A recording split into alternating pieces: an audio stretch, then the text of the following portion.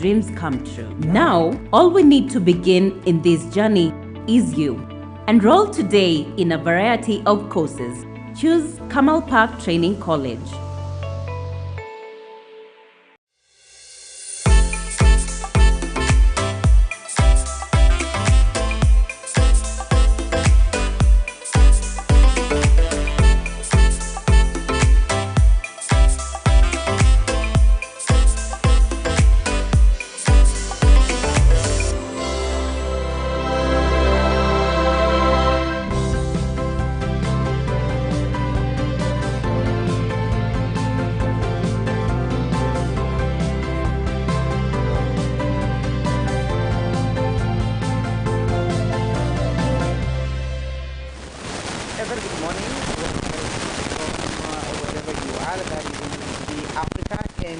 Here is the morning bus.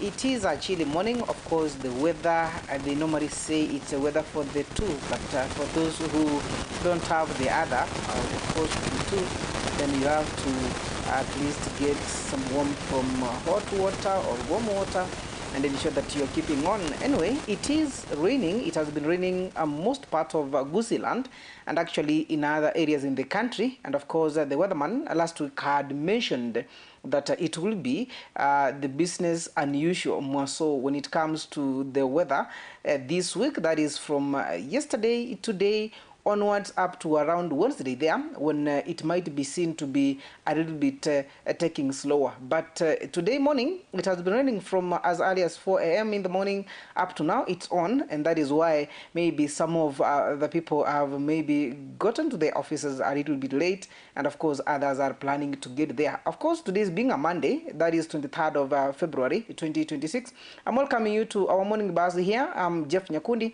My director is Lucas Ouma. There is a lot that we have in store for you this morning. Of course, informing you what is going on from the newspaper review this morning, and then we'll be talking about, or we'll be looking at the trending stories. Don't forget that this today, or being a Monday, the United Opposition is camping in Gusii region, that is Nyamira and Kisii counties, as from today Monday to Wednesday. That is when they will be winding up with their tour. And of course, today their tour will be starting from Nyamira County, as per the schedule that has been shared out, that it will start from Nyamira County, that is Ekerenyo, then to Keroka, then end at Kisii capital roundabout. That is Dr. Fred Okengo Matiang'i, Eugene Wamalwa, Rigathi Gachagua of DCP, Martha Karua, George Natembeya, Governor from Trans Nzoia, and of course Kalonzo Musyoka, and other leaders are expected to be part of the brigade that will be coming over to visit Kisii and Nyamira counties. And of course, day one, today being a Monday, they are expected to start from Ekerenyo, Keroka town, and then Kisii capital roundabout. That is where they will end it up today. Later on tomorrow, that is on a Tuesday, they will be starting from Nyamira town, then get to Marani, Nyakoe, Suneka, Nyamarambe. They will end it in Nyamarambe, and then of course 25th they will start from Ogembo, Kenyenya, Nyamache, then Masimba. That is how the schedule is.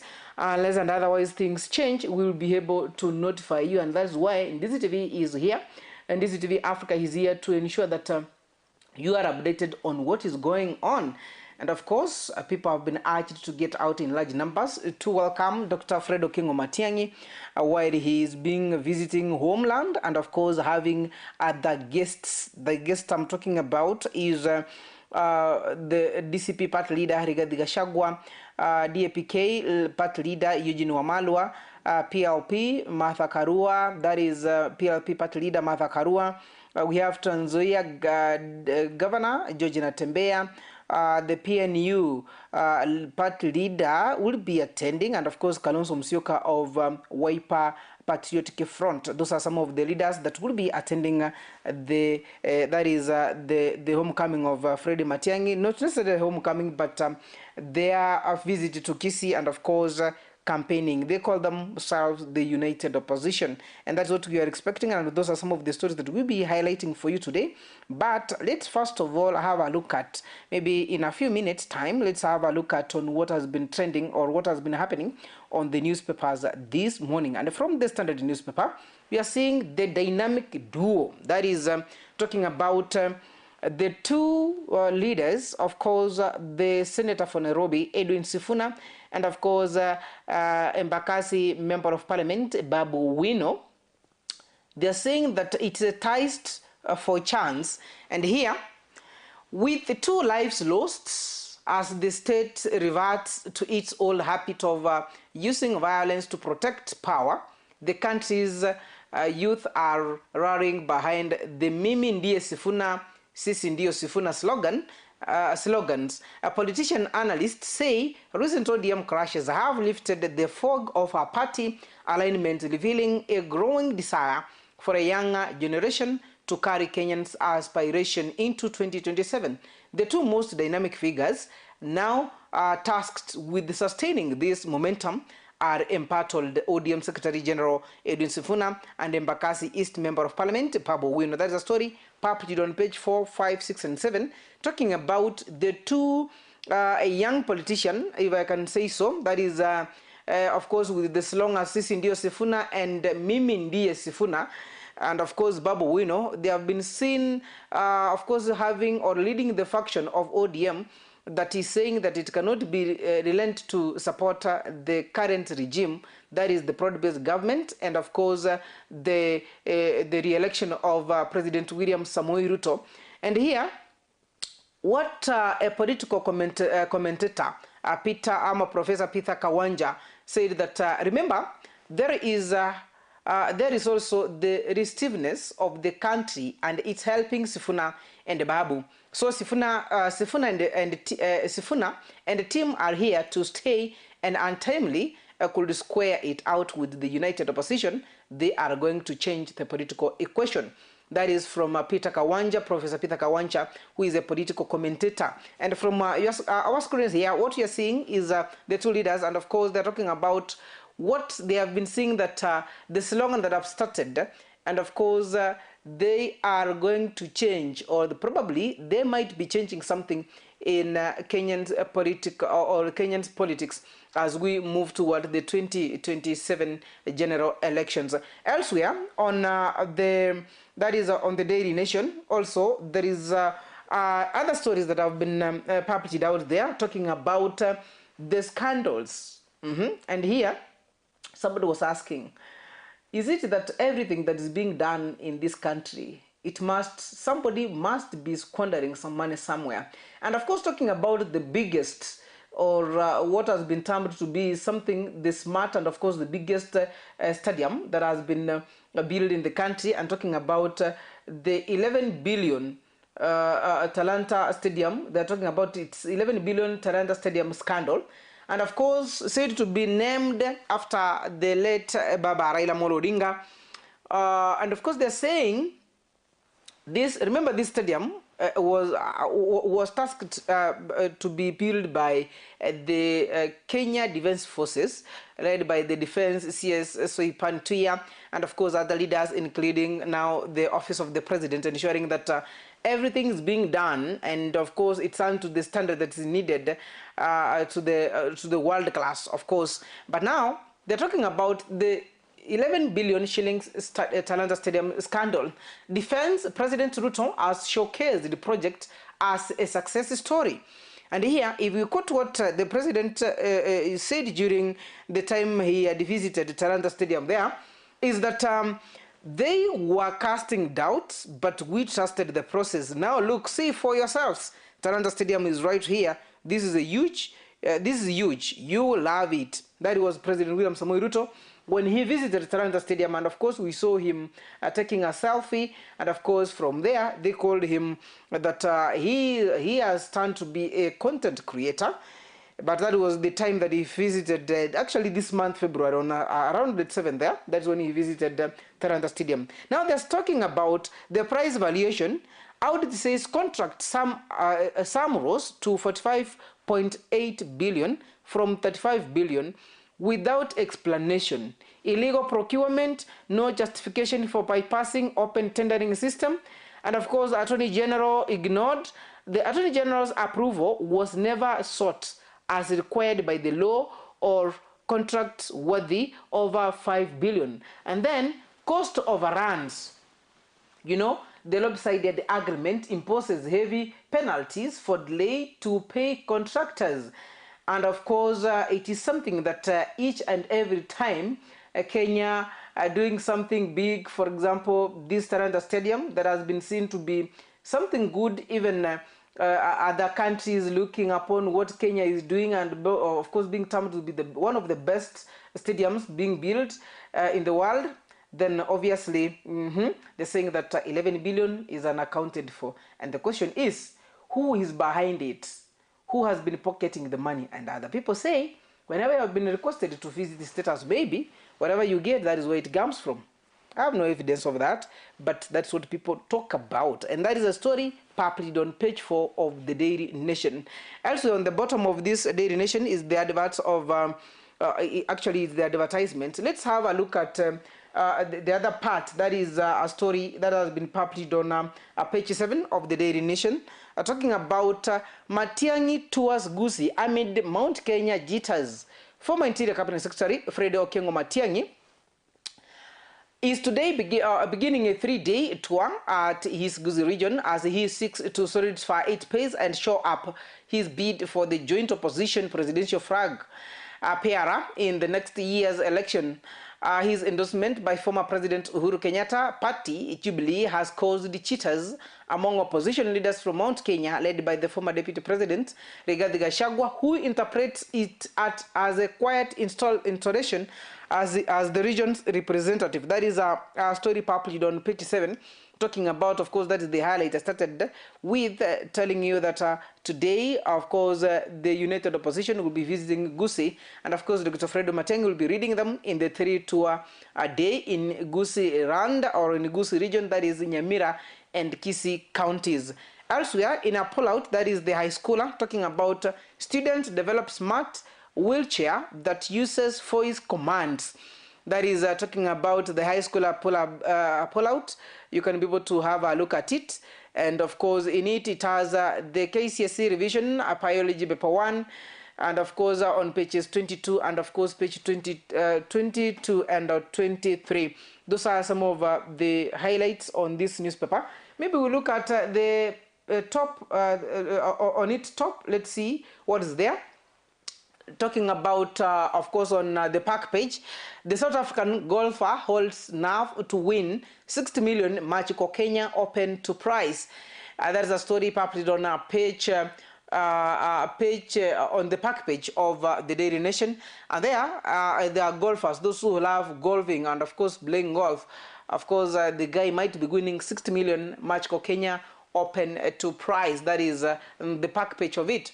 Elsewhere, on page 3, Kenyans foot 175 million bill for Uhuru charges blunder. President Uhuru Kenyatta's refusal in 2020 to appoint 41 judges, even after court orders, was a potent mix of politics, espionage, and executive handball that taxpayers continue to pay for 5 years later. And of course, that is a story published on page 3 talking about the 41 churches that were never approved by the former president, that is Uhuru Kenyatta, in the year 2020.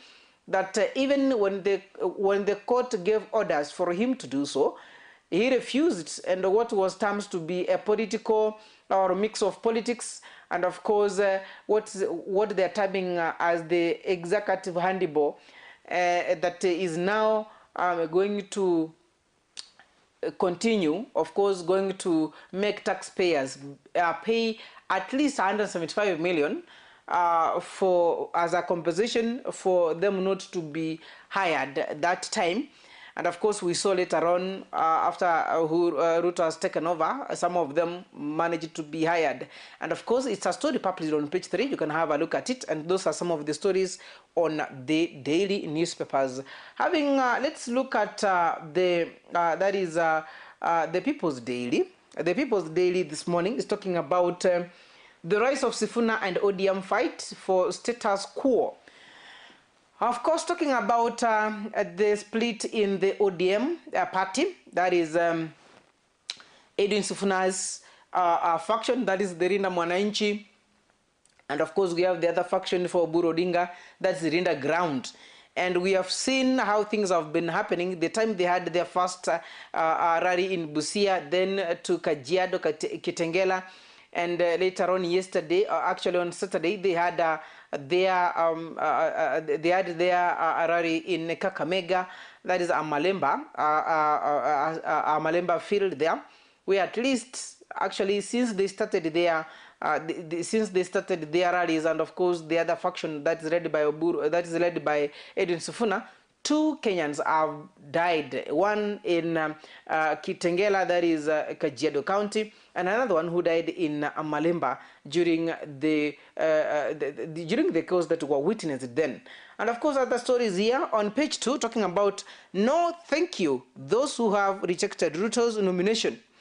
Of course, for those who have been appointed by or nominated by William Samoei Ruto in the state jobs, some of them, they have said no, thank you. Maybe they have their own reason to why they are saying so. And this is a story published on page 2 on the People's Daily. Elsewhere, members of parliament threatens to lead innovation.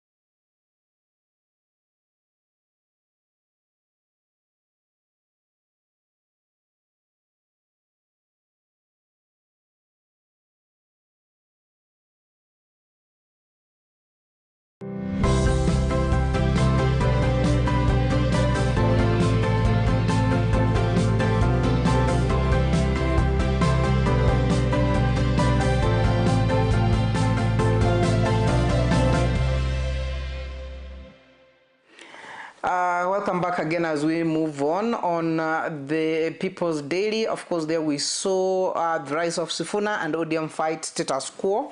And of course, we have seen that no thank you, those who have rejected Ruto's nomination. And talking about the members of our member of parliament who has threatened to lead the innovation of ADC in Mutara Farm. That's a story published on page 8 of the People's Daily. As we keep moving on, we can be able to have a look at other stories on the Star newspaper. And of course, on the People's Daily, that is what you can be able to have a look at it this morning. And let's have a look at the People's Daily. Sorry, the Star newspaper. The Star newspaper talks about the CBK rate cuts failed to translate into cheaper borrowing.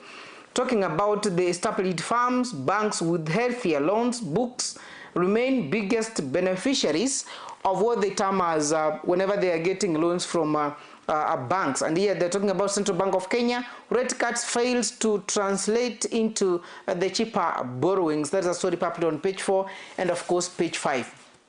And here there is a story and there are two photos here. There is one where the president attended a function in Kiambu County. That is, and of course, another area where the United Opposition attended. That is what they call the church service. And of course, Kalonzo Rigathi attend church service in Utawala as Ruto goes to Kiambu.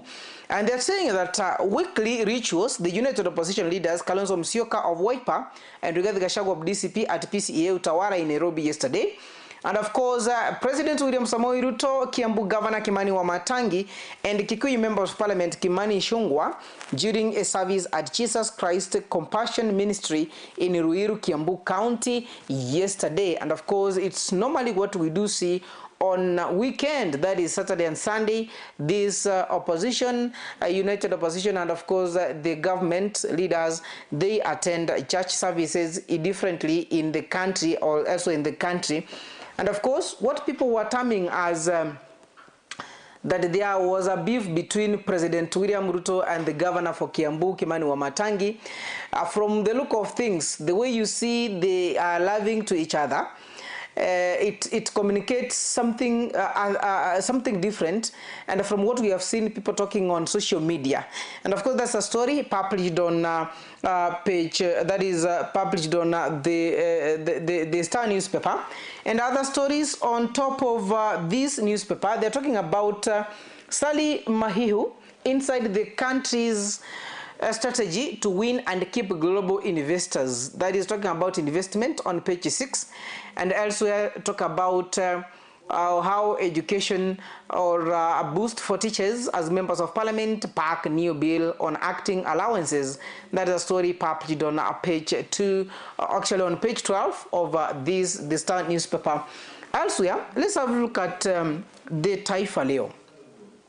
What is published on the Taifa Leo? Of course, what has been given taarifa ambayo imepatiwa kipaumbele wanataja kwamba farasi watatu aibuka. Farasi watatu ni nani huyu?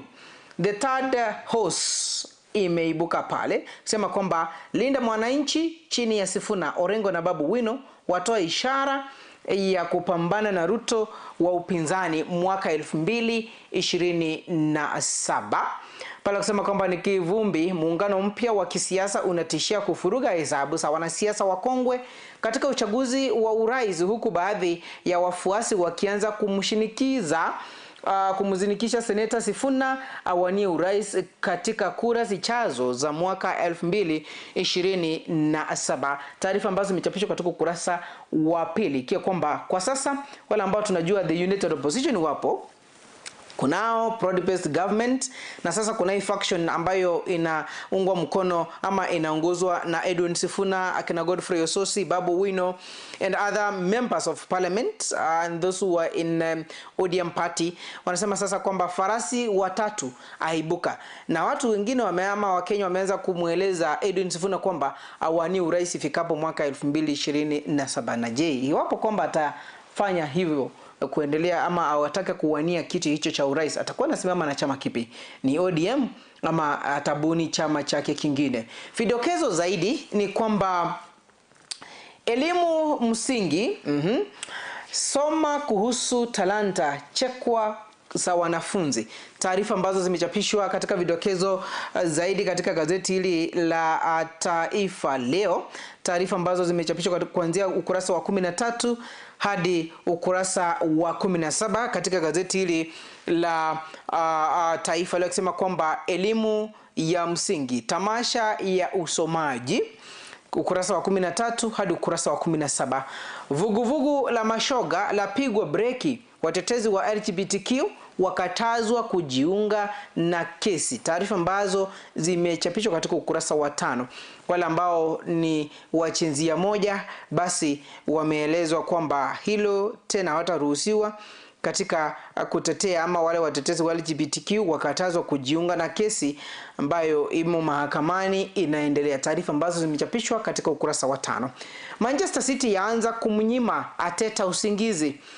Ushindi wa vijana wa Guardiola dhidi ya Newcastle United wapunguza pengo baina ya vinara wa EPL Arsenal hadi alama 2, huku ukurasa wa 20. Taarifa ambazo zimechapishwa pale katika ukurasa wa 20 katika gazeti hili la Taifa Leo. Kumbuka kwamba hiyo jana Arsenal ilishinda mabao 4-1 dhidi ya walikuwa ama tulikuwa tunacheza jana masaa ya jioni pale, na tukacheza vizuri kweli, game ambayo ilikuwa ni nzuri, lakini bado sisi ndio tunaongoza ligi, na mwaka huu ama ligi hii ya msimu huu basi sisi ndio hao tunakimbia sana kuhakikisha kwamba tumetia kimiani.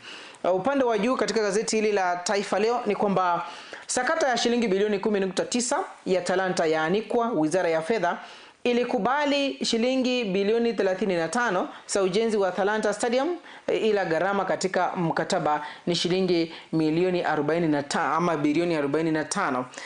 Na ni taarifa ambayo imeibua hisia ukurasa wa 3 pale, na maswali mengi yanaulizwa hapa na pale. Je, nani alizembea kazini? Nani aliandika kile ambacho hakifai? Na pesa hizi nani alitia mfukoni? Maswali ambayo mimi Jeff sina majibu yayo, lakini utafiti ukifanywa na wale ambao wanahusika basi majibu watatupa wao wenyewe. Ukurasa wa 2, Matiang'i aonya Ruto kuhusu wizi wa kura mwaka 2027. Naibu kiongozi wa Jubilee asema chinzi alivyozima wizi wa mtihani akiwa waziri ndivyo atakavyozuia wizi wa kura mwaka 2027. Na baadhi ya yale ambayo trending stories tumekuandalia pale awali, ama baadaye utakuwa unapata kila ambacho Fred Okengo Matiang'i alizungumza hiyo jana katika mahala ambapo walihudhuria ibada ya misa siku ya Jumapili hiyo jana. Taarifa ambazo zimechapishwa katika ukurasa wa 2. Na gazeti la mwisho kabisa, gazeti la The People's Daily, pale wanataja kwamba how Uganda board sent to fight that put KBC cell at risk, talking about the how Uganda board fight put Kenya Pipeline Company cell at risk. You know, Kenya gives Kampala 2 directors posts in the farm. Uganda had threatened to withdraw support of IPO. That's a story published by Kefa Muiruri, and it's more about privatization. Talking about the Ugandan secured 2 seats on the board of the Kenya Pipeline Company after the last-ditch crunch talks saved the sale of the government's 65% stake in the farm from collapse. 5 people familiar with the talks said Uganda had threatened to walk away from the KBC initial public offering IPO. That is because of a lack of legal commitment, offering Kampala at least 2 board seats in the company whose sale has struggled to hit target. The Ugandan treat would have denied the IPO more than 20 billion from Kampala and sparkled the collapse of the KBC sale, given Kenyans investors were demanding or deeming target. And of course, this triggered alarm bells in the Nairobi, which yielded to the demand and of course forced the revision of the KPC article of association to guarantee Uganda board seats should it buy at least 20% of the Kenyan pipeline shares. And the amended articles association was made public a day after Kenya announced it was extending the IPO by 3 days, by 3 working days, amid indication that the deal makers had received commitments to less than half of the 106 billion shillings the state sought for the sales of 65% stake in the firm. That is a story published on page 2 talking about how the Kenya Pipeline Company almost lost the stake maybe to Uganda, and of course ensuring that they have given 2 seats to the Ugandan government. And of course there's a story published on page 2 and you can have a look at it. Elsewhere on banking, when we talk about Mbadi wins in row of a Consolidated Bank CEO outstar. Of course, it's a story published by George Njigi, Treasury Cabinet Secretary John Mbadi, secured his choice to lead the Consolidated Bank of Kenya after staging a boardroom coup in a row that entangled the regulator. The bank announced on Friday that Dominic Murage, a lecturer at the University of Nairobi, would serve as the interim CEO of the state-backed bank. And of course, Mr. Mbadi backed Dr. Murage's appointment after rejecting the board's recommendation to offer the lender's chief executive, Samu Muturi, a second term from October 11th before tapping Mr. Muturi's re-election or a replacement. On October 8th, the Treasury CS fired 3 directors of the incomplete board on October 3rd after the directors insisted on Muthuri's second term and rejected Mr. Mbadi's push for the recruitment of a new CEO. And that shows that Mr. Mbadi advised the remaining 2 of the 7 members of the board to hire Dr. Murage, forcing Mr. Muturi to petition the court for his reinstatement or compensation of 76 million as the Central Bank of Kenya, CBK, faulted the initial agreement. And of course, there's a story published on page 2 again of this newspaper. Let's look at the ticker side. And of course, the ticker you're talking about, Kenya eyes new tack in Gulf meat export. Kenya has set sights on a new business strategy to unlock meat and meat product export to the Gulf region, revealing its craving to penetrate the expansive market that remains largely untapped even after signing a trade pact with the UAE. That's a story published on page 4. Elsewhere, vehicles assembled rises 18% to hit new high on tax breaks. That is, a motor vehicle assembled in Kenya rose to 18.5% to hit a new high of 13,692 in the year ended December 2025, driven by expansion of the new model being put together at plants in Nairobi and of course Mombasa. A story published on page 7 of the business daily. Elsewhere, Kenya raises 290 billion from fresh Eurobond. And of course, there is a story published on page 14 talking about Kenyans. Kenya has raised $2.25 billion, that is 290.3 billion, in a new Eurobond issuance whose proceeds will go towards refinancing existing $500 million, that is 64.5 billion shillings loan, and contributing to the external borrowing target. That is a story published on page 4 or on page 14 of the Business Daily. Elsewhere, having a close look at that is on top of this newspaper, they're talking about the government. That is a story published on page 9. Actually, the intelligence talking about Andrews, or ex-British prince, downfall is a reminder that government or governance is all about protecting the brand, appeasing shareholders, and of course ensuring the family business survives. It's another generation. And of course, on the exchange rate, it still remains at 129.02. that is on Thursday and Friday, and of course tomorrow we'll be seeing what was today's. And of course the person on the news talking about Zedekiah Bundotich Kiprop, And of course, this is one of the tycoons, if I can say so, from Leif Farid there, and of course Eldoret Buzeki, mostly known as Buzeki. You can be able to you can be able to read more about him. That is the person in the news. That's a story published on page 3, and this is some of the news. Of course, the stories published on the news or the newspapers this morning, whereby you can be able to talk about from the Standard. We saw the dynamic duo that is Edwin Sifuna and Babu Wino. Daily Nation, we saw the 11 billion Talanta Stadium scandal, and of course the Matiang'i tour, Gusii amid Mount Kenya cheaters. And of course, the People's Daily was talking about the rise of Sifuna and the ODM fight for status quo. The Star, we saw the CBK rate cut fail to translate into the cheaper borrowing. And of course, we saw there the opposition and of course the broad-based government, if I can call it so, yesterday attended different church services in different areas. The president and his brigade were at Kiambu County. And of course, Rigathi Gachagua and Kalonzo Musyoka and the United Opposition team, they were at Utawala in Nairobi County. Taifa Leo, we have seen farasi watatu aibuka talking about Edwin Sifuna and their team. And of course, some Kenyans now are pointing to Edwin Sifuna to run for presidency in 2027.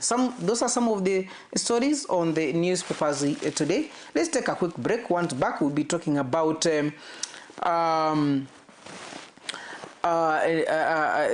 be talking about the trending stories and of course what has been going on more so from our region, and of course what we are expecting today. And remember, I'd informed you about the tour and of course mentioned about the point that they will be starting today. But when I came back, when I will be getting from the break, I will be informing you more on how it has been planned and how it's going to get down. Don't go too far.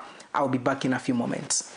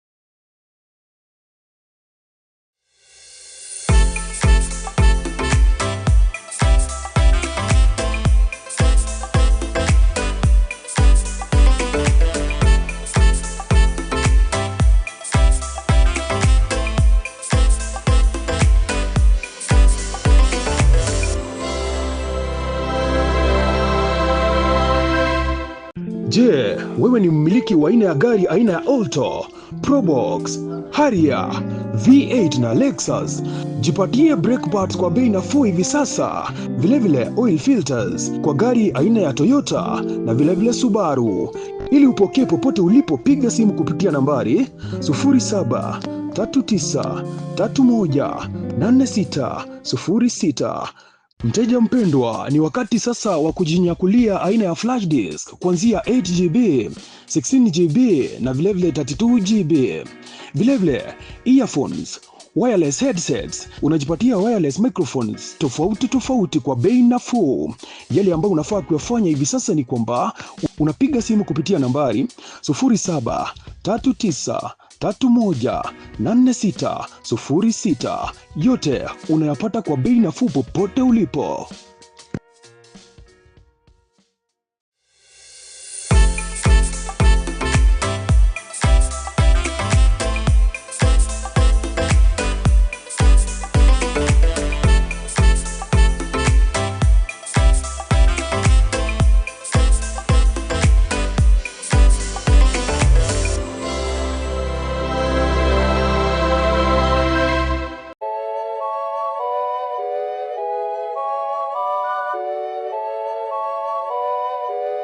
Black Market Records.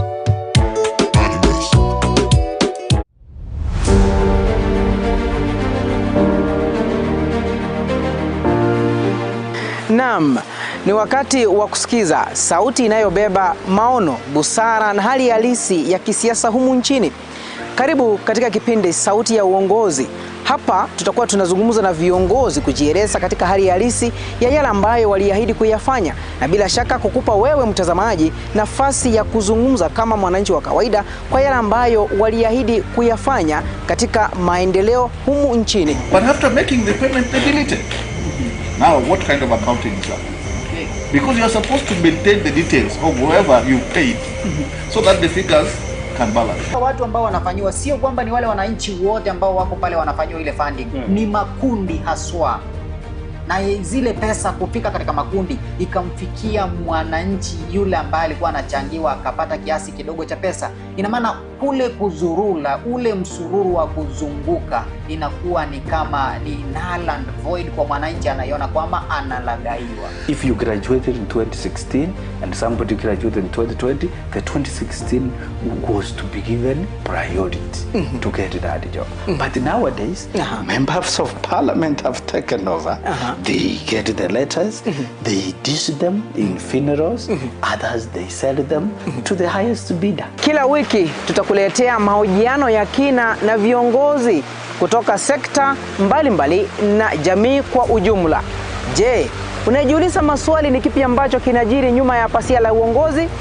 Basi hapa ndipo unapaswa kukaa mkao wa kutazama na kusikiza. Usikose Sauti ya Uongozi kila siku ya Jumamosi kuanzia saa 1 jioni hadi saa 3 jioni ndani ya Ndizi TV Africa, nami Jeff Nyakundi.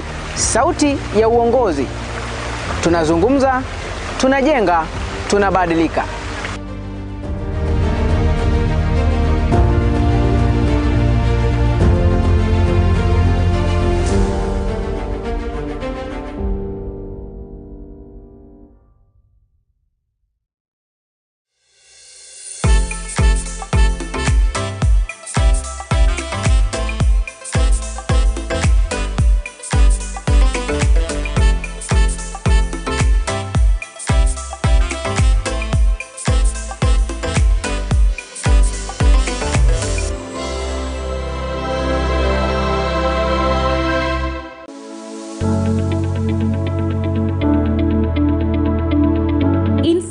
Each one of us, there is a dream. The challenge is how to achieve it. This journey will take inspiration, constant motivation, proper supervision, and strong connections. At Kamal Park Training College, we know what makes your dreams come true. Now, all we need to begin in this journey is you. Enroll today in a variety of courses. Choose Kamal Park Training College.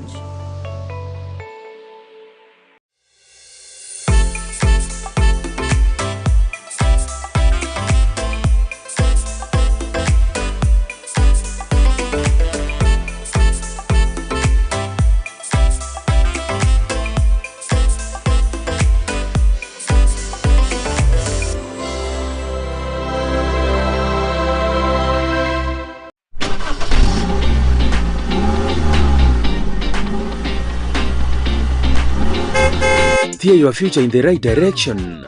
Safe driving starts here. Kamal Park Driving School, now ready to quench your driving thirst.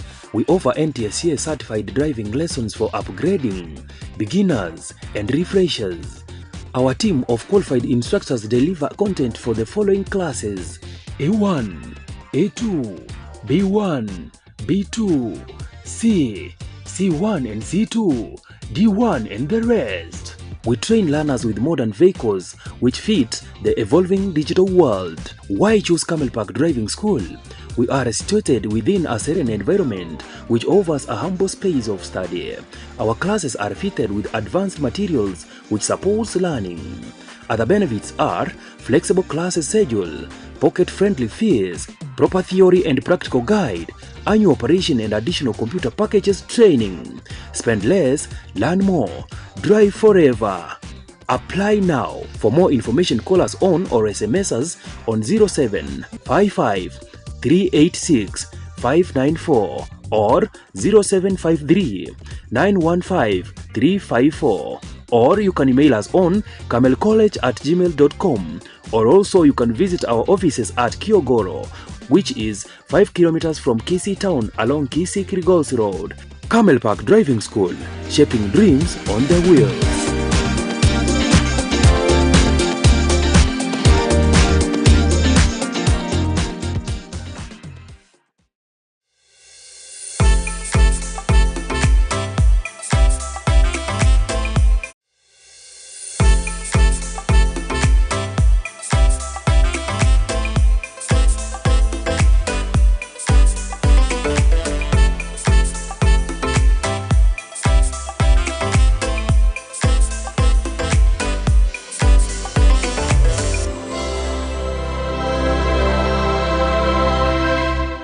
Je, wewe ni mmiliki wa aina ya gari aina ya Alto, Probox, Harrier, V8 na Lexus? Jipatie brake pads kwa bei nafuu hivi sasa. Vilevile oil filters kwa gari aina ya Toyota na vilevile Subaru. Ili upokee popote ulipo, piga simu kupitia nambari 0739318606. Mteja mpendwa, ni wakati sasa wa kujinyakulia aina ya flash disk kuanzia 8GB, 16GB na vilevile 32GB. Vilevile earphones, wireless headsets, unajipatia wireless microphones tofauti kwa bei nafuu. Yale ambayo unafaa kuyafanya hivi sasa ni kwamba unapiga simu kupitia nambari 0739318606. Yote unayapata kwa bei nafuu popote ulipo.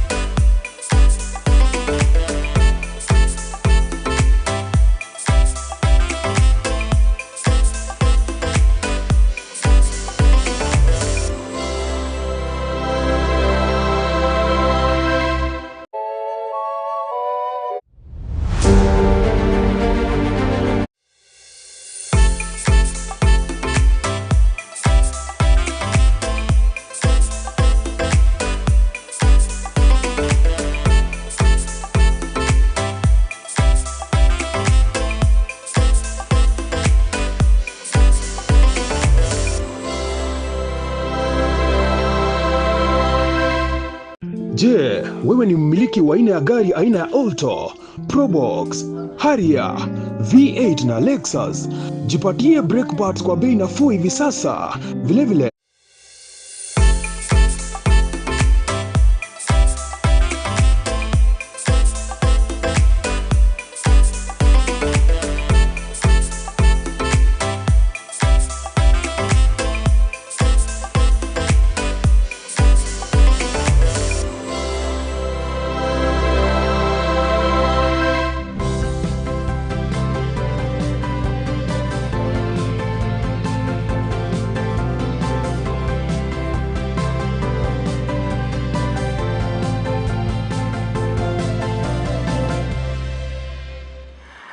once more again, welcome back to our morning bus. That's after a short break. Let's keep looking at the trending stories and of course the stories from our region and what has been happening. And now, as we start from the trending stories, and of course you can be able to follow us on our social media platforms and of course talk to us via our SMS number, that is 21575. As we start from Migori County, is that Evans Ogutu, an aspirant for the Uriri parliamentary seat in the upcoming general elections for 2027, and of course the ODM Democratic Movement or the ODM party chair for Uriri, the constituency, has urged ODM, a faction led by Oburu Odinga, to accommodate Win Odinga within the party as a way of honoring the legacy of Raila Amolo Odinga. Speaking during the fundraiser of Nyamage Church in Uriri, Ogutu has said sidelining Winnie Odinga would only weaken the party that has been built and sustained for more than 2 decades.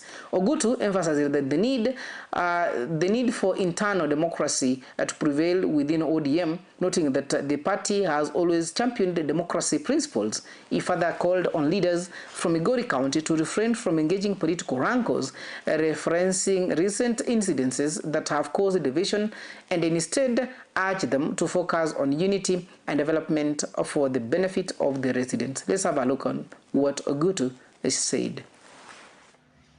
to the political party, ODM. Since the demise of Baba, we have seen you have deserted the children of Baba. You never go to function where any child of Baba is. We are not seeing Junior with you, we are not seeing Winnie with you, and you are keeping on telling us that we should respect the uncle. The greatest loss to a family when a parent dies is a child and a spouse. So if you're not incorporating Winnie and any of Raila Odinga's children, we are not with you. And that's the faction that we are shy from joining. Number two, we are saying, even if you're supporting the agenda of two-term, even President William Ruto need a stronger ODM. Allow the NDC and allow the democratic space of the party to proceed. We are also appealing to our leaders who are holding offices that when we approach the election, we are given 6 ballot papers. We are given that of president, governor, woman, senator, up to MCA. The kind of responsibility which you are given is that they work complementary to support each other, not to fight. What we are seeing is just thumping issues of timing each other in terms of violence. We as residents of Migori County, we don't subscribe to violence. We don't want violence. And that is what we are saying to our people. We have a greater calling to make Uri even better. We are going to work closely with you. We are going to support in terms of social programs. We are even going to support you in terms of the economic programs that is different from what we are having now.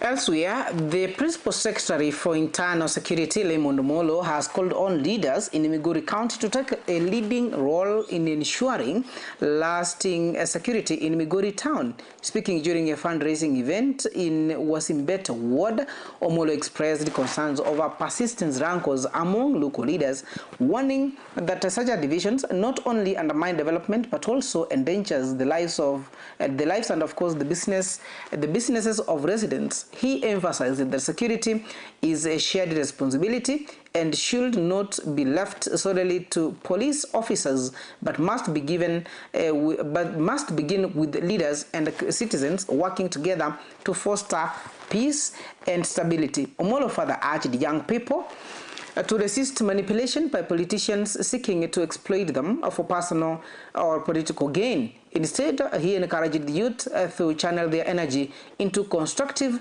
and income-generating activities that contribute positively to the community's growth. Politician, the appointing authority,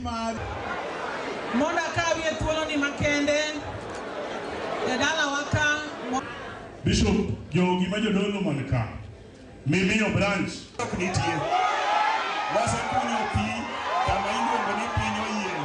it is not possible for the police in Migori County to police every resident of Migori County.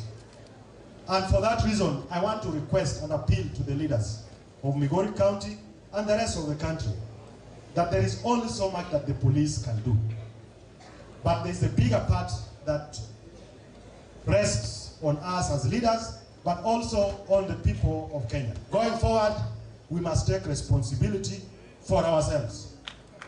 Migori is your county. Migori town is your city, it's your town. And we will not allow anyone else, even those who are engaged in youthful misadventure, who are trying to misuse our young people, to take them to the streets, to fight because of misadventures that will lead them nowhere. Those who are seeking cheap publicity, we will not allow you. And we will also not allow you to play reverse psychology on us. Elsewhere, as we move on with the trending stories from our region, is that Pamela Odhiambo, the former Migori County women representative and a past gubernatorial aspirant, has urged politicians in Migori County to end the frequency crashes witnessed within Migori Central Business District. Speaking during the fundraiser in Wizitembe Ward, Dr. Odhiambo called on restraint and, of course, severity among the leaders, emphasizing that the need to prioritize peace and stability in the county. She noted that women bear the greatest burden whenever political fights erupt, as many of them are small-scale traders whose businesses are disrupted by the unrest. According to Dr. Odhiambo, such wrangles hinder women from earning a livelihood and providing basic needs for their families. She also cautioned the youth against allowing themselves to be misused by politicians to fuel chaos, urging them instead to champion peace and constructive engagements. Women usually are the sufferers, great losers in these wars and violence, whatever their nature is. When we stage a kind of war like that we witnessed in Migori town the other day, you'll find that the women who are selling their merchandise there, they lost everything.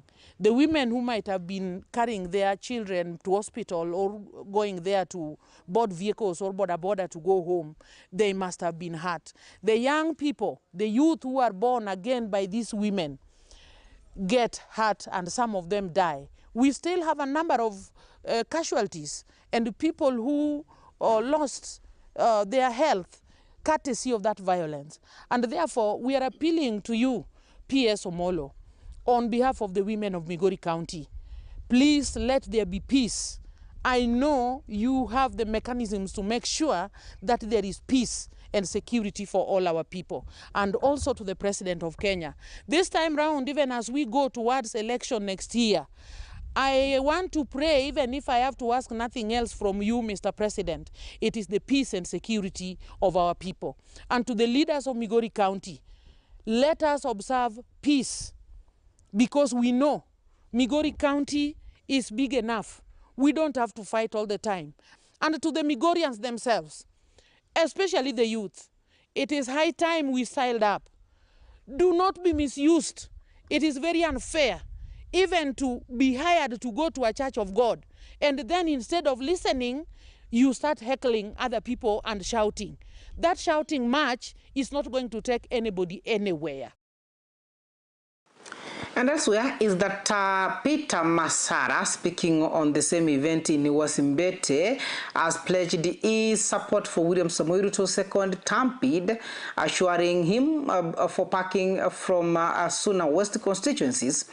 Speaking during a fundraiser in Wasimbete, in the Suna West, the Suna West Member of Parliament highlighted the ongoing government development project in the constituency and criticized some Luo leaders whom he accused of pushing residents back to street protests instead of supporting the government development agenda. Let's have a look on what the Suna West Member of Parliament, Peter Masala, mentioned.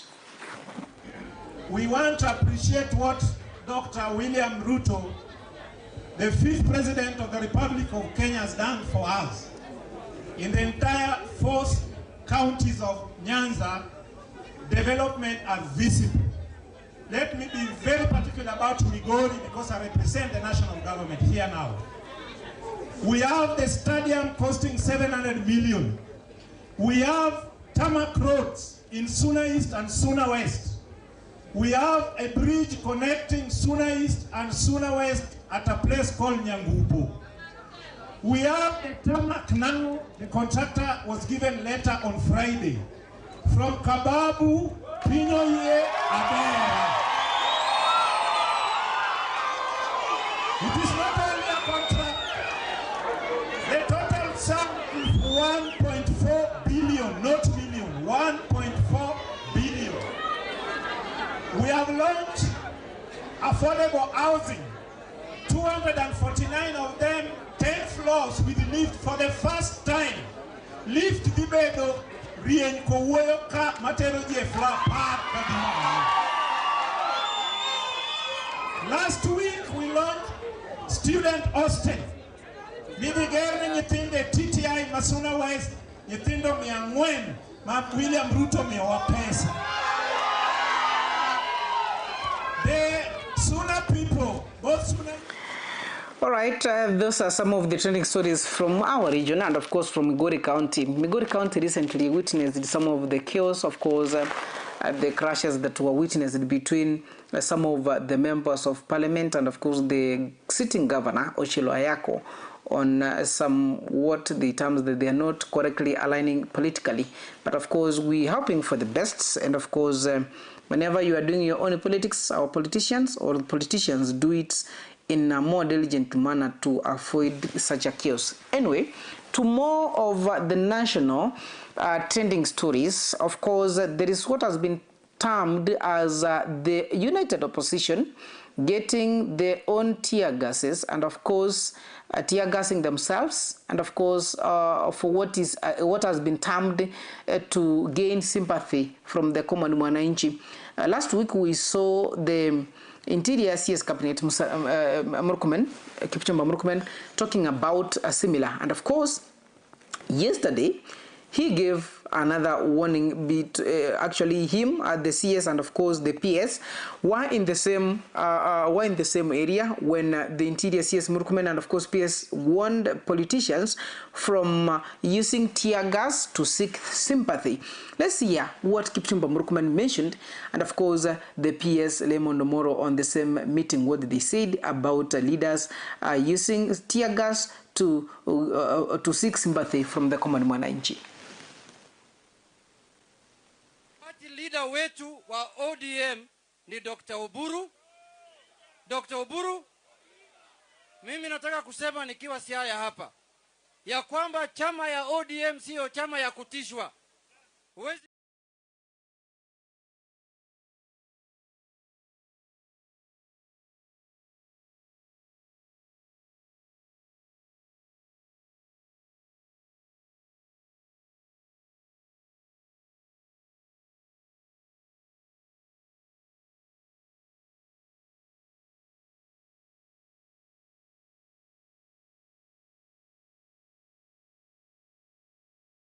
So I want to request politicians, nendeni mikutano kwa amani, nenda mkutano tutaweka polisi kwa hiyo mkutano, lakini msitupatie hii comedy yenye mnaenda mkutano na tear gas, unaenda mkutano kuenda kuchilinga tear gas mwenyewe, na unaenda mkutano kama umebeba majambazi na maguns na visu na mawe na marungu.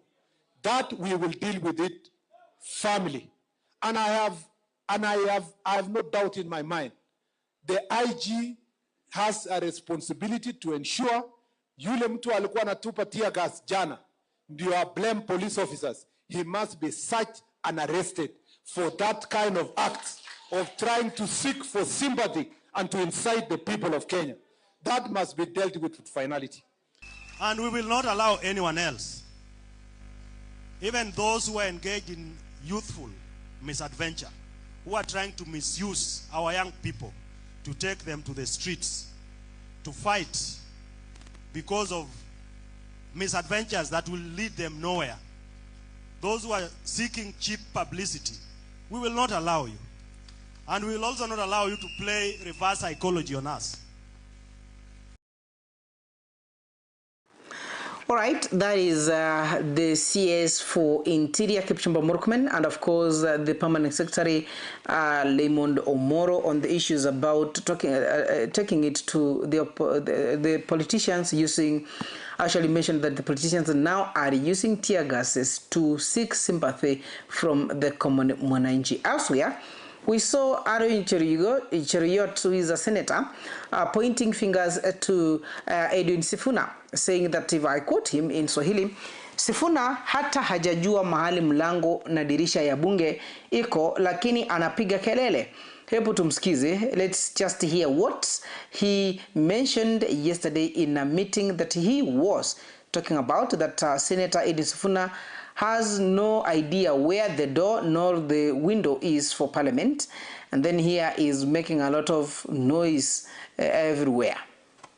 Hawa papa wa Roma ambaye amekaa pale anavumilia, siku yake itafika ama haitafika? Mnamwambia atulie hapo akuwe mpole, ama mnataka aingie kwa hiki kundi ya fitina? Mnataka ashikane na makurutu? Unajua shida papa wa Roma, ile shida iko hapa Mlembe, na ni vizuri tuseme, ni kwamba makurutu wako na sauti sana.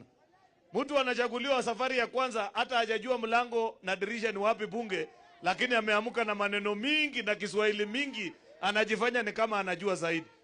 Wewe umechaguliwa ni senator safari yako ya kwanza, hata hujarudia kura, lakini umeshaanza kidole kunyoroshea papa wa Roma. Sio ndio maneno ya kupoteza hapa Mlembe? Mimi nawaambia, kama mnataka jamii hii isimame iwe kiti kimoja na mutawale taifa letu la Kenya, zoea kuzungumza kwa sauti. Zoea kuzungumza kwa sauti. All right. You know, sometimes these members of parliament and of course the senators are generally politicians. The other day on Saturday we were having a conversation with one of the aspirants for senatorial bid in Kisii County, Honorable Edward Bosire. And remember one thing that I mentioned, that politicians are not enemies. They might be not agreeing on what they are mentioning, and their own, of course, the way they will be taking care of their things. But remember, these are people that who can be able to meet, share a meal, and of course mention that jana nilikugonga kwa mkutano, hata wewe ende uongee chenye utataka kuongea. Anyway, those are the politicians. Elsewhere, yesterday, Dr. Fred Okengo Matiang'i, who is the deputy party leader for Jubilee Party, mentioned in one of, actually during the church service in Nairobi, that he managed to take care of the exam cheating, and now warning the government that they will never rig the elections. Nikinukuu kwa lugha ya Kiswahili akisema kwamba nililinda mtihani na haukuibiwa. Hautaiba kura zetu mwaka 2027. Hebu tusikie ni kipi Daktari Fred Okengo Matiang'i alizungumza, and he was seemingly to be very serious when he was speaking. Let's just see and hear what he said. Finally, nililinda mtihani na haikuibiwa.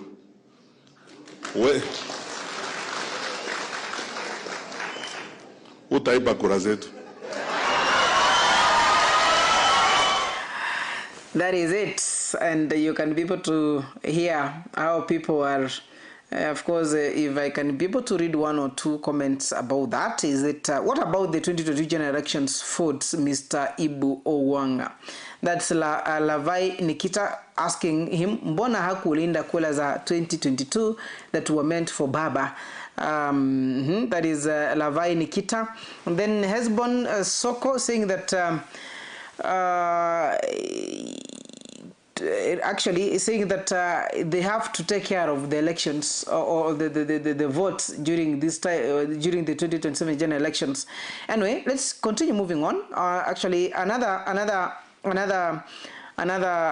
trending story that happened in Kiambu County, where President William Ruto attended the church service. Bishop Ben Kiengei said that he is the active member of ODM party, and kataja kwamba the only problem they have ni ile shida yenye wanakula ni kwa sababu Raila aliwaacha katika mikono yake William Samoei Ruto. And of course, something that tackled people loving in the church, but to some extent, there was some sense in what Pastor Kiengei or Bishop Ken Kiengei was saying. And he mentioned categorically that he is an active member of ODM party. And the only problem they are facing, if I quote what exactly he mentioned, that I'm an active member of ODM party, na ile shida tunakula ni kwa sababu Raila alituacha kwa mikono yako, President William Samoei Ruto. Let's listen to what Bishop Ben Kiengei said. Sorry, Mheshimiwa Rais, hao wanajua I'm a live member of ODM party. Na ile shida ninakula ni kwa sababu Raila alituacha kwa mikono yako. Na hiyo ndio vita ambao tumekuwa nayo na Mheshimiwa Ishongwa na Mheshimiwa Kawanjiku, lakini tulisameheana. Sababu mimi nimemwambia baba ametuacha broad base, sasa mimi nisisumbulie. Na nikaambia washirika wangu, niliwaambia si kuambia. Mimi niliwaambia kila mtu ako kwenye yako, lakini mimi baba aliniacha wapi? Hata juzi nilikuwa nimeenda nyumbani kutembea kule Kango. Kwa sababu tuliachwa hapa. Na kuna watu dunia hii Mheshimiwa Rais, hata sisi tulijaribu tukiwa na huyu Sabina. Tulipandisha baba mlima. Lakini he did not answer to the call. Of course, even the men of God, the religious leaders, they are part of politics, and of course they are the party or the members of different parties in the country. Elsewhere, some claims from the comrades from Kakamega County is that they are demanding payment from Babu Wino and Edwin Sifuna for mobilizing a Saturday's rally at Malemba. They said that they were approached and involved in mobilizing people to attend the rally that was hosted in a Malemba field in Kakamega County that was led by Edwin Sifuna and Babu Wino and other leaders that are part of the ODM faction that is the Linda Mwananchi faction. Let's hear what these young men and women were saying as they demand the payment from Babu Wino and Edwin Sifuna. Comrade TV. Kwa majina mimi naitwa Vincent. Jana tulipata ripoti kwamba tufanye mobilization. Tukapewa bana, tukapewa vuvuzela na tukaambiwa tumobilize watu tupeleke kule Amalemba, especially comrades wapa Kakamega. Tulifanya hiyo kazi vizuri kabisa, comrade power. Lakini ilipofika jioni, wale ambao walikuwa wametuambia ya kwamba watatupea kakitu baada ya kufanya hiyo kazi walitoroka, hata hatukuwaona. Saizi asubuhi wakati nimeamka, comrades karibu 30 wale ambao nilikuwa nimemobilize out of 200 wenye nilikuwa nako nao wamekuja kwangu, wananiambia kwamba wewe Vincent, jana ulitupeleka huko kazi twende kushout one time, ambao sasa sisi hata comrade hatujui one time inatoka wapi. Comrade power. Imebidi sasa at least tulikuwa pale na landlord akawatuliza. Mimi nikamwambia nilikuwa Mboka. Na Mboka sisi wote tumeoshwa. Sijapewa kitu mimi ya kuwapea, lakini juu comrades ni watu wa amani, wakaniambia kwamba haina shida na tuko hapa wote. Asanteni sana. Tulikuwa mobilized na wale ambao walikuwa wanasema one time, wale ambao walikuwa wametoka Nairobi kule kukuja hapa Kakamega, na wali target students, especially 3/4 of the rally walikuwa students. Walikuwa wanapeana magari zikitubeba, wanatudanganya. Na gari zilikuwa round zikitubeba. Na wale ambao tulifanya mobilization walai hatujapata kitu. Wale comrades ambao wananiandama sijapewa kitu. Pesa ambao tuliambiwa mbora tu umefanya mobilization. All right, I don't know, my viewer, what is your take on that? That most of the people who attended the rally in Amalemba were students. It's not my words; it is the words of the comrades from that area. But before I get through to read your comments here and there, the Naivasha member, the Naivasha MP aspirant, Dennis Gaucho, says that that is the DCP party leader, Rigathi Gachagua, has mobilized goons to stage manage political chaos at his own rally during his Nakuru tour next week. Of course, the United Opposition this week, actually the first 3 days, that is today, tomorrow and Wednesday, they are in Iguzi region, and of course they will be heading to Nakuru as planned by the DCP party leader. But here, aspirant member of parliament in Naivasha is claiming that the DCP party leader Rigathi Gachagua has mobilized goons to stage manage the political chaos at his own rally that is prepared to happen in Nakuru County this coming week. Let's first hear what Gaucho was saying. Mtu ambaye ule kiongozi wa ile pande ingine anakuja Nakuru, ako na tour ya Nakuru next week. Na ule unajua tunajua kazi yake, kuna fununu ambayo tumepata, wana mobilize vijana kutoka Madera na Udhaya, wanawapea tear gas ndio wakuje Naivasha, wakuje Naivasha ku stage manage violence. Na hiyo kukiwa na violence kama hiyo, wananchi wa Naivasha, wafanyabiashara itabidi wafunge maduka yao. Kina mama ambao wanafaa kwenda kujisaidia ama wale wagonjwa wanafaa kwenda hospitali, hiyo siku hawataenda hospitali. Wale kina mama wa soko wenye wanategemea angalau wapate shilingi 100, 200 kila siku wapate kitu ya kukula, hawatapata. Watoto wa shule hawataenda shuleni. Wale wanaenda kanisa hawataenda kanisani. Kwa sababu ya nini? Kwa sababu ya mtu mmoja ambaye anajulikana kuleta chuki, uhasama, ukabila na kuincite wananchi. Wale ambao wanafanya hii, wanasema ati hii SHA haifanyi, ni wale ambao wanataka wananchi wasiende kuregister SHA, wagonjeke, wakose pesa ya kwenda hospitali, wakufe. Ndio wale sasa waende kwa mazishi, waanze kusema one term Kasongo sijui ni, kwa sababu agenda nyingine hawana. Umeona? You see, leadership is not all about inciting people, yeah, stage managing violence, yeah, and promoting tribalistic tendencies.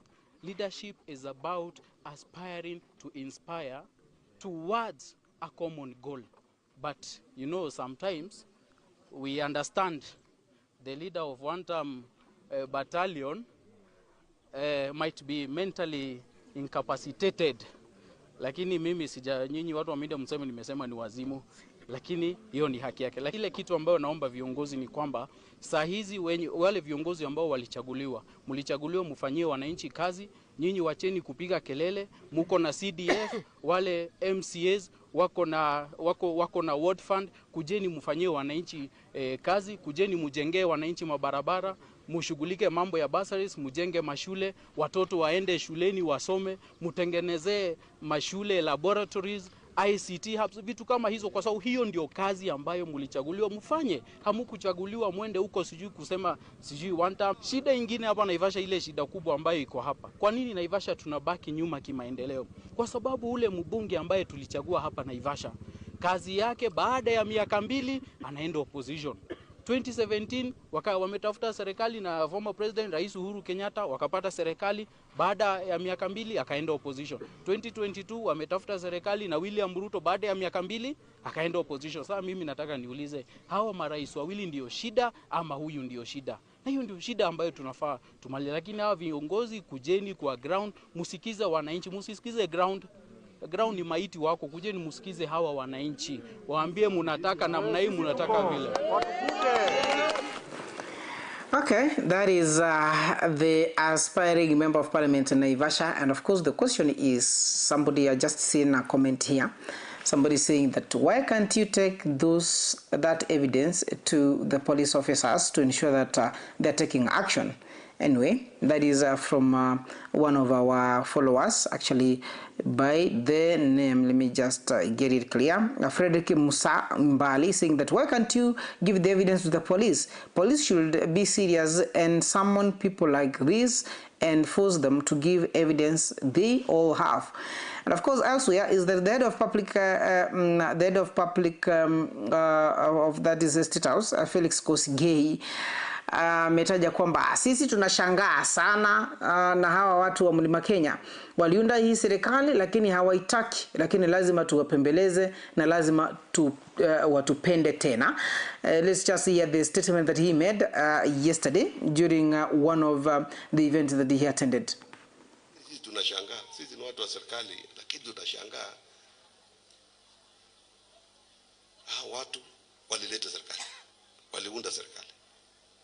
Hawa watu wanaongoza serikali. Alafu tunasikia wengine wanataka kutoroka. Utatoroka nje na serikali ni yako, uliunda, ukakuja wewe ndio unaongoza, alafu sasa unaenda wapi? So inafanana, tunafananisha na, unajua sisi ni wafugaji. Unajua saa zingine ng'ombe inazaa. Sijui kama inafanyika hapa Central. Ng'ombe inazaa na inakataa ndama.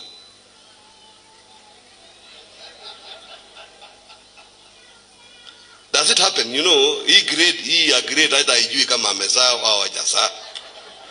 Lakini ile alita moja kuko na ng'ombe inazaa alafu inakataa nini? Lakini tunajua vile tutabebeleza mpaka akubali ndama inyonye nini? So hakuna mahali tunaenda hii mpaka mnyonye kwa sababu maziwa iko hapa. That is the head of public service that is in State House. Elsewhere is that Junet Mohammed, who was also a member of parliament and the ODM part of ODM member, has mentioned that huwezi tisha ODM. Ni kinukuu yale ambayo amesema kwamba huwezi tisha ODM ama huwezi tisha chama ya ODM. We have more than 8 members of parliament and only 5 have gone astray. Hii ni chama ya kitaifa. Let's hear what Junet Mohammed said, and of course I will be later on going through the comments that you have sent here concerning the stories that we have heard, and of course we call it a day for today. Kutisha chama ya ODM. Hii ni chama ya kitaifa. Ni chama ambayo inapatikana huko Mombasa, Joe yuko hapa. Ni chama inapatikana huko Western, Kakamega. Ni chama inapatikana huko Wajia, tuko na governor. Ni chama inapatikana Busia. Sio chama ndogo ndogo ambayo watu wanatembea nayo kwa mfuko yao kama makaratasi. Tumeelewana hiyo? Chama ya ODM sio chama ya kutishwa. Vitisho baridi na makende ndogo ndogo tuwache. Sisi sio watu wa kutishwa. Tumeelewana? Chama ya ODM ni chama ambayo inaongoza nchi ya Kenya kwa wabunge. Tuko na wabunge zaidi ya 80. Tuko na wabunge karibu 90. Wale watu wameenda kando ni wabunge 5 peke yake. Wabunge 85 wako hapa na Dr. Oburu Oginga. Tuwache propaganda. Hakuna chama imegawanyika. Chama iko imara. Chama iko chini ya uongozi ya Dr. Oburu Oginga na Chair Lady Gladys Wanga na sisi na Deputy Party Leader Abdul Samad, Deputy Party Leader Arati. Tuko imara na na Secretary General wetu Catherine Omanyo. Wale watu ambaye wanatutisha, tafadhali sasa vitisho imezidi. Tukifungua sasa mlango mtatoroka. Tuache hiyo vitisho, tukae kama kwa amani na As we move on, is that maybe another quick update is that Sedekia Buzeki Bundotich, of course, he was the person on the news, actually on the Business Daily newspapers. A billionaire businessman and a politician is facing court cases as I&M Bank moves to recover 864 million in truck loans from selling milk to the street to building a big logistic empire.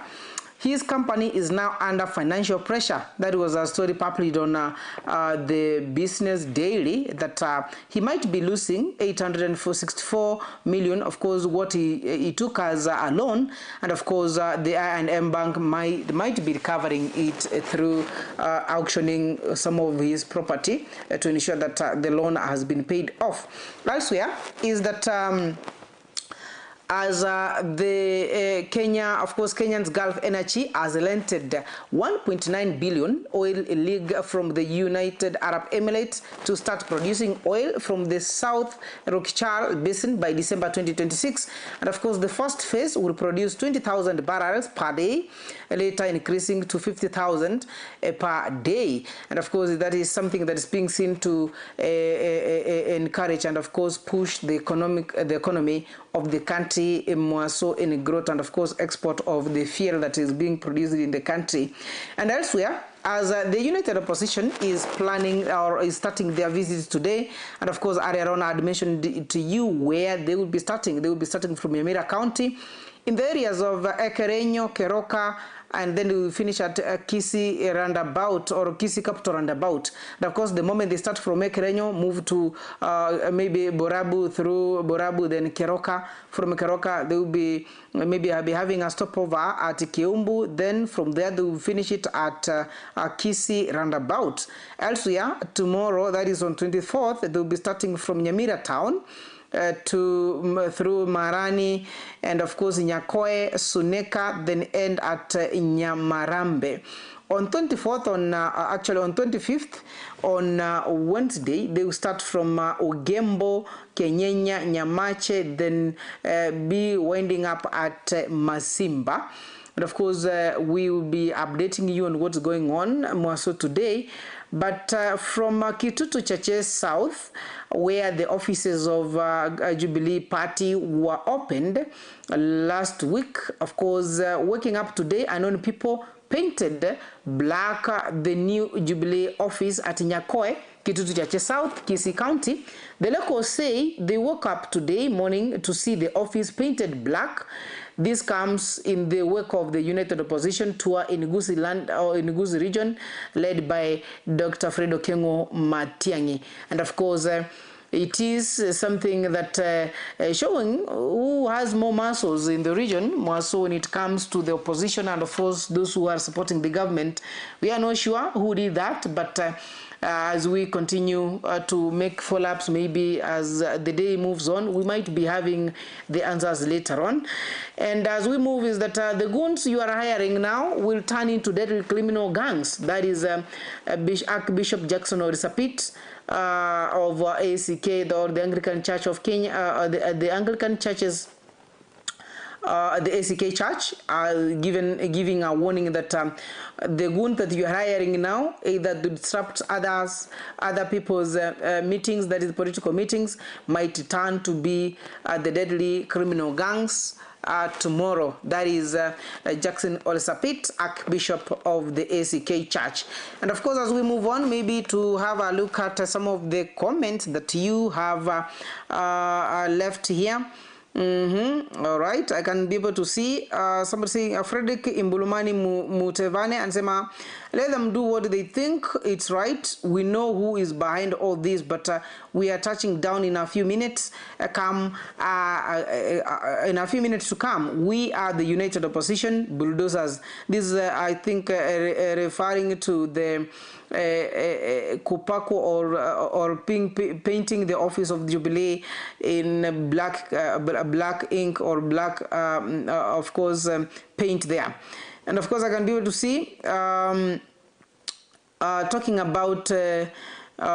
This is Douglas Masakwe Anunda. Of course, I read this earlier on that I was asking a question, I think referring to the statement that I read, or the statement that we had here actually some minutes ago about the CS Interior and of course the PS Interior, talking about the politicians using the tear gases to seek sympathy or empathy from the people of the country, saying that Douglas Masakwe Anunda anasema kwamba wanatoa wapi tear gas, something procured by you and your office alone. Who else sells tear gas and where? Go home and impound the forest. You are incompetent. Of course, this is a response to, of course, reacting to what the CS Interior was saying. Of course, talking about, I think huyu anasema kwamba Koech Rogers Kiplangat anasema kwamba Sifuna the better option. Of course, referring to what Jeriot Orange Senator was talking about. Elsewhere, actually, yesterday, there was a drama in Matungu, Kakamega County, after the earlier member of parliament, Nabulindo, went on stage and grabbed the microphone from Mayoni MCA Frederick Watitwa, who declared that he would unseat him in 2027. And of course, we have seen political heat temperatures are going up in different areas of the country. And of course, this late, I think as those people who normally being used to cause chaos, you as a young man, of course, just keep off, stay away. You know, you might not know what is going to happen afterwards. Maybe you'll be given a 200, you'll be given 50 bob to disrupt somebody's political rally. Maybe just wait for the person you like to create one, and then you attend, and then you could shout either whichever words you may want to shout there.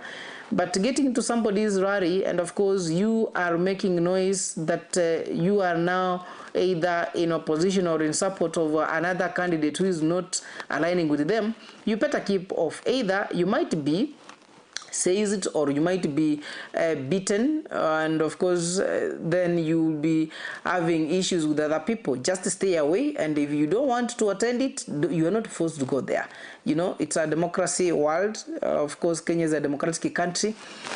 You have to stay away from such a kind of issue that may cause you harm.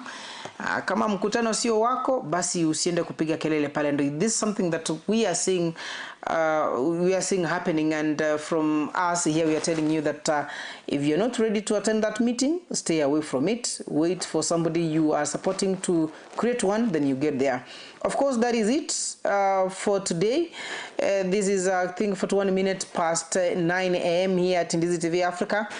I have been your host, Jeff Nyakundi. My director has been Lucas Ouma. And of course, this is where we end up for today. We meet again tomorrow, of course, in the morning bus, as we have a look at what is trending, and of course, the newspapers.